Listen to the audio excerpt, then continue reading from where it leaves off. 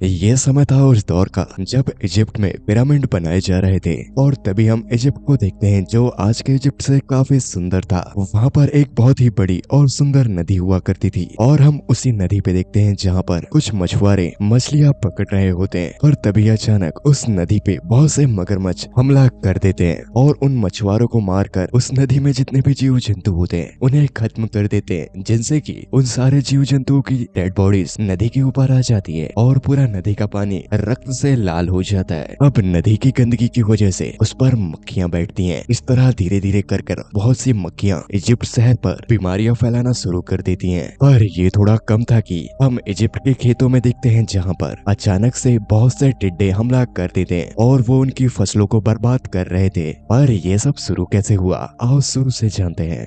ये कहानी उस दौर की है जब इजिप्ट में मूर्तियों और पिरामिडों का निर्माण चल रहा था। उस समय पर राजाओं ने इस काम को पूरा करने के लिए इब्रानी लोगों को गुलाम बनाया और उनसे जबरदस्ती इस काम को कराया गया। वहाँ के राजाओं ने इन इब्रानी गुलामों को 400 सालों से गुलाम बनाए रखा था। और इन इब्रानी गुलामों को इतना वक्त बीत जाने के बाद भी ये लोग अपने मुल्क को नहीं भूले और न ही इन लोगों ने ईश्वर पर भरोसा करना छोड़ा। इन्हें यकीन था ईश्वर पर कि वो इन्हें इस गुलामी से जरूर आजाद कराएंगे। और अब हम इसके बाद राजा के महल पे देखते हैं जहां राजा को खबर मिलती है कि उनके राज्य के सीमाओं पर हित्तियों के सिपाही युद्ध के लिए तैयार हैं। राजा उन पर हमला नहीं करना चाहता, पर राजा को लगता है कि अगर वो उन पर हमला करते हैं तो इनका काफी नुकसान होगा। इस बात के लिए वो अपने दोनों सेनापतियों से राय मांगता है, जिसमें से एक राजा का बेटा रामसेन होता है और दूसरा राजा की बहन का बेटा मूसा होता है। राजा मूसा को बहुत माना करता है। यहाँ पर ये लोग युद्ध के लिए तैयार हो जाते हैं। पर उस दौर में युद्ध में जाने से पहले सगुन अपसगुन और भविष्यवाणियों को बहुत मान्यता दी जाती थी। यहाँ राजा पुजारन से पूछता है कि इस युद्ध का फैसला क्या होगा, जिस पर वो पुजारन कहती है कि इस युद्ध में एक घड़ी ऐसी आएगी जब दोनों सेनापतियों में से एक की जान पर बनाएगी और जो भी उस सेनापति की जान बचाएगा वो आगे चलकर इस साम्राज्य पर राज करेगा। और अब यहाँ पर युद्ध शुरू हो जाता है। जैसा कि पुजारन ने कहा था वैसा ही यहाँ एक सेनापति रामसेन के साथ होता है और उसकी जान मूसा आकर बचाता है। और ये देखकर राजा का बेटा रामसेन मूसा से अब नफरत करना शुरू कर देता है, क्योंकि वो अपना राज्य नहीं बांटना चाहता। पर मूसा ऐसी बातों पर और भविष्यवाणियों पर यकीन नहीं करता था। जब मूसा राजा के सामने होता है तो उसे जब ये बात पता चलती है तो राजा को समझ नहीं आ रहा होता कि कैसे उसके राज्य का वारिस उसका बेटा नहीं बल्कि और कोई बन सकता है। इसके बाद राजा और उनके सारे मंत्री और सेनापति एक जगह पर मौजूद थे। इन सभी की मीटिंग चल रही होती है जहाँ पर इन्हें ये पता चलता है कि गुलाम ठीक से काम नहीं कर रहे हैं। इस बात को जानकर राजा अपने बेटे रामसेन को कहते हैं कि तुम जाकर उन गुलामों से बात करो और वहाँ के वजीर से उनकी समस्याओं का हल निकालो। पर रामसेन उन गुलामों के बीच नहीं जाना चाहता, इसलिए मूसा रामसेन से कहता है कि ये काम मैं कर देता हूँ। यहाँ रामसेन के मन में मूसा के लिए नफरत बढ़ती जा रही थी। दूसरी ओर मूसा जब उन गुलामों के वजीर से जाके मिलता है तो उसे यह पता चलता है कि गुलाम ठीक से काम नहीं कर रहे हैं और वो जल्द ही बगावत कर सकते हैं क्योंकि गुलामों की संख्या काफी ज्यादा है। इस बात को जानकर मूसा वजीर से कहता है कि मैं खुद जाकर गुलामों से मिलूंगा। जब मूसा गुलामों से मिलने जाता है तो रास्ते में वो देखता है कि एक सिपाही गुलाम को बहुत ही बेरहमी से मार रहा था। ये देखकर मूसा के दिल में उस गुलाम के लिए हमदर्दी जाग जाती है और वो क्योंकि साफ दिल का व्यक्ति था इसलिए वो उस सिपाही को गुलाम को मारने से मना कर देता है। और इसके बाद मूसा उन गुलामों में से उम्रदराज लोगों से मिलकर बात करता है और उनसे बात करने पर मूसा को ये पता चलता है कि ये गुलाम अपने देश करान जाना चाहते हैं। इस बात को जानकर मूसा उन गुलामों से कहता है कि तुम्हारे देश करान में बहुत ज्यादा आतंकवाद है, वहाँ कई कबीले आपस में लड़ा करते हैं और अगर तुम वहाँ जाते हो तो तुम उन कबीले वासियों के हाथों मारे जाओगे। यहाँ मूसा जब उस बुजुर्ग आदमी से उसका नाम पूछता है तो वो बुजुर्ग गुलाम अपना नाम बताने से पहले मूसा का नाम जानना चाहता था और जैसे ही उसे मूसा का नाम पता चलता है तो न जाने क्यों सारे गुलाम मूसा का नाम जानकर काफी खुश होते हैं और फिर एक एक कर वो सारे गुलाम मूसा को अपना नाम बताते हैं। के बाद जब मूसा महल की ओर लौट रहा था तो अभी उसके पास दौड़कर एक गुलाम आता है और उसे एक खुफिया जगह पर मिलने के लिए बुलाता है। और जब मूसा वहाँ जाता है तो वो बूढ़ा आदमी उसे बताता है कि तुम्हें जो बचपन से बताया गया है कि तुम एक सेनापति के बेटे हो, जबकि ये झूठ है। तुम हमारी ही तरह एक गुलाम हो और तुम्हारे माता पिता भी गुलाम ही थे। दरअसल जब तुम्हारा जन्म हुआ उस साल एक भविष्यवाणी हुई थी जिसमें ये बताया गया था कि गुलामों का मसीहा बस जन्म लेने वाला है। इस बात बात को जानकर राजा ने उस साल जितने भी इब्रानी गुलामों के नवजात शिशु पैदा हुए थे उन सभी को एक एक कर मरवाना शुरू कर दिया। और तुम्हारे माता पिता तुम्हें खोना नहीं चाहते थे, इसलिए उन्होंने तुम्हें बचाने के लिए तुम्हें नदी में बहा दिया। और उसी नदी में राजकुमारी स्नान करने जाया करती थी। तुम उस राजकुमारी को मिल गए, तब से ही तुम महल में रह रहे हो उस राजकुमारी के बेटे बनकर। पर मूसा उस बुजुर्ग आदमी की बात को मानने से साफ इनकार कर देता है और वहाँ से जाने लगता है। तभी हम पीछे दो गुलामों को देखते हैं जिन्होंने ये सारी बातें सुन ली थी। उनके मन में लालच आ जाता है और वो सीधा जाकर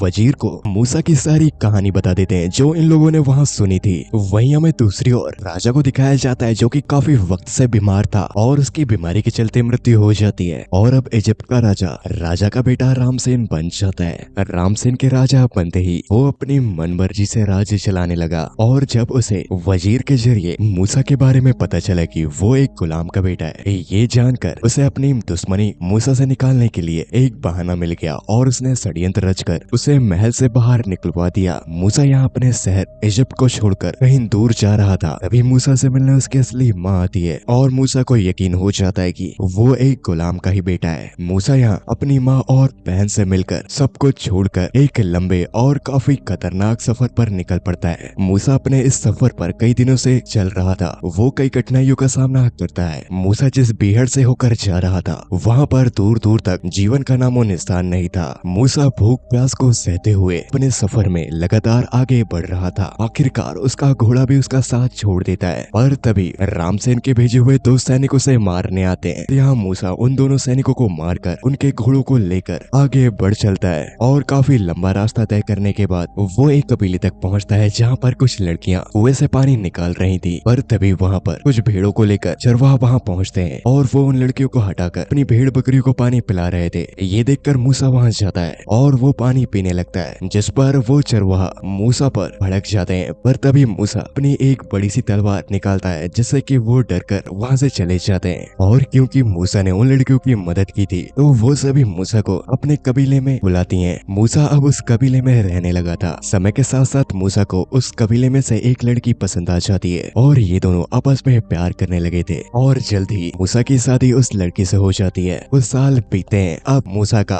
एक बेटा था। मूसा को इस कबीले में आए हुए 9 साल बीत जाते हैं। मूसा यहाँ पर चरवाहा बन चुका था। वो भेड़ बकरियां चराया करता। अब एक दिन जब वो अपनी भेड़ बकरियों को लेकर घर वापस लौट रहा था तो उसकी भेड़ बकरियां एक पहाड़ पर चढ़ जाती हैं, जिस पहाड़ को ये कबीलेवासी पूजा करते थे। उन कबीलेवासियों की मान्यता थी कि इस पहाड़ पर उनके भगवान यानी कि गॉड रहते हैं। तभी मूसा देखता है कि वहाँ अचानक बहुत तेज बारिश होने लगती है और बारिश की वजह से उस पहाड़ के पत्थर नीचे गिरने लगे थे। मूसा उन पत्थरों की चपेट में आकर बेहोश हो जाता है। जब उसकी आंख खुलती है तो वो अपने आप को एक दलदल में फंसा पाता है। तभी मूसा देखता है कि उसके पास ही आग जल रही है और वहाँ पर एक छोटा बच्चा आता है जो मूसा से कहता है कि तुम यहाँ आकर अपने पुराने लोगों को भूल गए जिन्हें तुम्हारी जरूरत है। वो सब के सब तुम्हारा इंतजार कर रहे हैं। वो जानते हैं कि एक दिन उनका मसीहा उन्हें उस गुलामी से जरूर आजाद कराएगा। इन बातों को सुनने के बाद मूसा वहाँ बेहोश हो जाता है। जब उसकी आँख खुलती तो वो अपने घर पर था और वो अपनी बीबी को पहाड़ में हुई सारी घटना के बारे में बताता है। वो उसे कहता है कि वो जरूर ईश्वर थे जिन्होंने मुझे अपने लक्ष्य के बारे में बताया।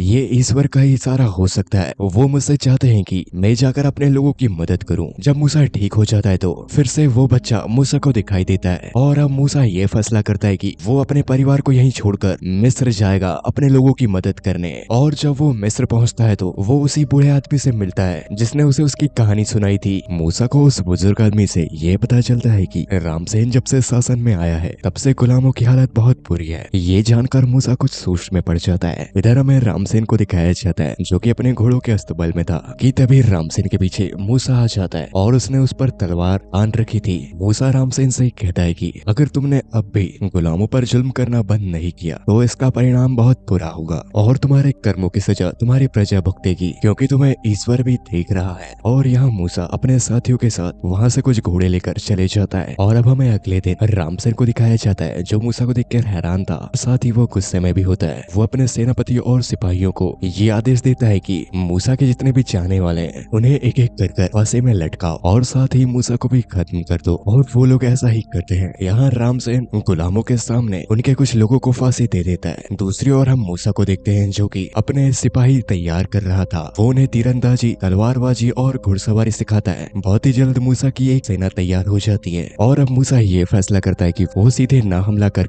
रामसेन को मानसिक तौर पर कमजोर करेगा, जैसे कि वो गुलामों को आजाद करा दे। ऐसा करने के लिए वो मिस्र के खाद्य और शस्त्र भंडारों पर आग लगा देता है। साथ ही अपने सैनिकों के साथ मिलकर बाहर से आने वाले व्यापारियों की नावों पर भी हमला करने लगते हैं। पर इन सब घटनाओं का रामसेन पर कोई ज्यादा असर नहीं पड़ता। इसके बाद जब मूसा अकेला होता है तो तभी उसके पास वही बच्चा आता है और वो मूसा से कहता है कि इस तरह तुम्हें ये युद्ध जीतने में काफी वक्त लग जाएगा। और वो बच्चा मूसा से ये कहता है कि तुम देखते जाओ मैं क्या करता हूँ। तभी दूर से मूसा को उसका साथी देखता है तो वो वहाँ पर अकेला था, जबकि मूसा उस बच्चे से बात कर रहा होता है। इसका मतलब ये कि वो बच्चा सच में गॉड है। अगले दिन हम मिस्र की नदी पे देखते हैं, जहाँ पर अचानक से बहुत से मगरमच्छ उस नदी पे आ रहे थे और वो वहाँ मछली पकड़ने वाले मछुआरों को उठाकर उस नदी के अन्य जीव जंतुओं को भी मार देते हैं, जिससे कि उस नदी पर मछलियों की डेड बॉडी पानी के ऊपर आ जाती है और उस नदी का पानी पूरी तरह से लाल हो चुका था। रात होते ही उस नदी से अचानक बहुत से मेंढक शहर की ओर बढ़ने लगते हैं। इन मेंढकों की संख्या इतनी ज्यादा थी कि वो इजिप्ट के एक छोटे से घर से लेकर राजा के महल तक हर जगह थे। सुबह होते तक ये सारे मेंढक मर जाते हैं। इनके मरते ही इन पर कीड़े लगते हैं और कीड़ों के साथ साथ इनसे मक्खियां पैदा होती हैं। वही मक्खियां इंसानों में बैठकर उन्हें बीमार कर रही थी। इनके जरिए कई तरह की बीमारियां फैल रही थी। इन मक्खियों की संख्या और इनसे फैलाई गई बीमारियों से इजिप्ट का हर एक नागरिक परेशान था, यहाँ तक कि राजा और रानी भी। इसके बाद हमें राजा के महल में एक सफेद घोड़े पर मूसा के द्वारा भेजा गया संदेश राजा को मिलता है, जिस पर लिखा था ये सारी आफतें ईश्वर की तरफ से हैं, ये अभी खत्म नहीं हुई हैं, ये और बदतर होते जाएंगी, हमें समझौता कर लेना चाहिए। पर इसके लिए राम से नहीं मानता। उसने गुलामों पर और अत्याचार बढ़ा दिया था। वो उनसे दिन रात काम करा रहा था। रात होते ही इजिप्ट पर बड़े बड़े ओलों की बारिश हो रही थी, जिससे कि इजिप्ट में रहने वाला हर एक निवासी उनसे बचने की कोशिश कर रहा था। साथ ही इन ओलों की वजह से इजिप्ट के सारे पालतू जानवर मारे जाते हैं। और इधर हम मूसा को देखते हैं, जो कि इजिप्ट की ओर देख रहा था। ये सब देखकर मूसा को इजिप्ट के लोगों पर तरस आ रहा था, पर क्योंकि अभी रामसेन ने उन गुलामों को आजाद नहीं कराया था, तो यहाँ मिस्र के खेतों पर टिड्डों का हमला हो जाता है, जिससे कि वो सारी फसलों को बर्बाद कर देते हैं। अब मिस्र के लोगों के पास अनाज की कमी पड़ने वाली थी, क्योंकि उनका सारा अनाज खत्म हो चुका था और उनकी पूरी फसल भी बर्बाद हो गई थी। अब हम यहाँ रात पे राजा को देखते हैं, जो कि अपने महल में मंदिर होता है उसके सामने खड़ा था। उसे महसूस होता है कि उसके कमरे पर मूसा आया है और उसे लगता है कि ये जितनी भी घटनाएं हो रही हैं वो सभी मूसा करा रहा है। इसलिए वो वहाँ कहता है कि तुम कह रहे थे ना ये सब घटनाएं भगवान कर रहा है, पर मैं जानता हूँ कि ये घटनाएं तुम कर रहे हो। और जाओ, मैं नहीं करता तुम्हारे इब्रानी साथियों को आजाद, जो करना है कर लो। आओ देखते हैं तुम्हारा भगवान बड़ा है या फिर मैं। राजा की अक्ल अभी भी ठिकाने नहीं आई होती। यहाँ हम मूसा को देखते हैं, जो जहाँ उससे मिलने फिर से वही बच्चा आता है और वो मूसा से कहता है कि अभी भी राजा को समझ नहीं आया है। और वो बच्चा काफी गुस्से में होता है और वो तुरंत ही रात को दिन में बदल देता है। इसका मतलब ये कि इजिप्ट में कोई बड़ा खतरा आने वाला है। ये सब जानकर मूसा राजा के पास जाता है और उसे समझाने की कोशिश करता है कि अब भी समय है, तुम उन इब्रानी गुलामों को आजाद कर दो, नहीं तो कुछ बुरा हो सकता है। पर राजा मूसा की बात नहीं मानता। अब शाम होते ही, जैसा कि उस बच्चे ने मूसा को बताया था कि शाम होते ही तुम्हें अपने घर पर भेड़ का खून लगा लेना है, तो ये बात मूसा इब्रानी गुलामों को बता देता है और वो सभी इब्रानी गुलाम मूसा की बात को मानते हैं। अब यहाँ रात होते ही एक काली परछाई इजिप्ट की ओर बढ़ रही थी और वो पूरी तरह से इजिप्ट को ढक लेती है। सुबह होते ही इजिप्ट के निवासियों को पता चलता है कि उनके बच्चे मारे गए, यहाँ तक कि राजा का बेटा भी अचानक मर जाता है। पर इब्रानी लोगों के किसी भी बच्चे को कुछ नहीं हुआ था। और ये सब होने के बाद राजा अपने बच्चे की लाश लेकर उन इब्रानी गुलामों के पास जाता है और उन सभी को आजाद कर देता है। 400 सालों से गुलामी में जी रहे इब्रानी लोग आजादी पाकर खुश थे। वह सभी मूसा के साथ इजिप्ट को छोड़कर आगे बढ़ रहे होते हैं, जिनकी संख्या हजारों में थी। इन्हें आगे बढ़ते हुए कुछ दिन बीत जाते हैं। यहाँ राजा को लगता है कि उसे उन इब्रानी लोगों को आजाद नहीं करना था, इसलिए वो अपनी सेना के साथ उन गुलामों के पीछे जा रहा था।